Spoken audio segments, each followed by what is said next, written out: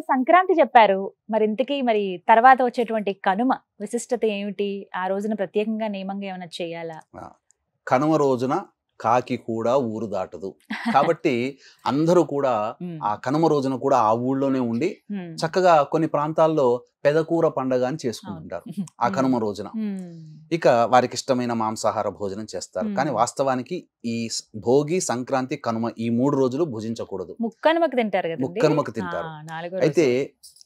కనుమ రోజున చేయాల్సినటువంటిది ఏందంటే హ్మ్. ప్రతి ఊరికి ఒక గ్రామ దేవత ఉంటుంది గదా! హ్మ్. ఆ గ్రామ దేవత దగ్గర పొంగలి నైవేద్యంగా పెట్టాలి. ఓహ్! అది చెయ్యాలి. ఆ రోజు. తర్వాత కనుమ రోజున మనది హ్మ్.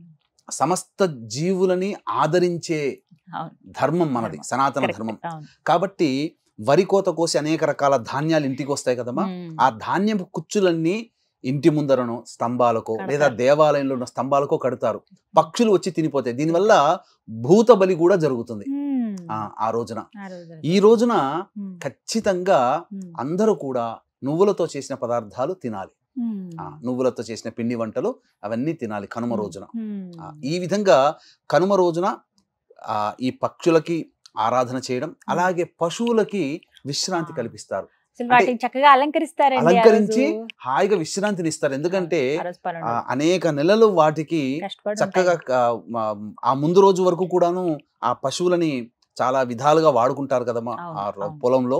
హ్మ్. వాటికి విశ్రాంతినిస్తారు. హ్మ్. అప్పటి వరకు వాటికి శారీరక శ్రమ ఉండి, ఈ ఒక్క రోజు కూడా తయారు చేస్తే హ్మ్. మళ్ళీ వాటికి విశ్రాంతి దొరకదని ఆ కనుమ రోజు వరకు కూడాను వాటికి విశ్రాంతినిచ్చి తర్వాత రోజు ఎవరి ఇళ్ళలకు వాళ్ళు వెళ్ళిపోతారు. హ్మ్. ఇది కనుమ చక్కగా రోజు చేయాల్సింది. అలంకరిస్తారు. కొమ్ములకి కలర్స్ అవి అవును. వేస్తారు చాలా రంగురంగులుగా రంగరంగ వైభవంగా చేస్తారు. అన్నిటికంటే చేస్తారు. ముఖ్యంగా హ్మ్. మనం మర్చిపోలేనటువంటిది సంక్రాంతికి హరిదాసులు రావడం. హ్మ్.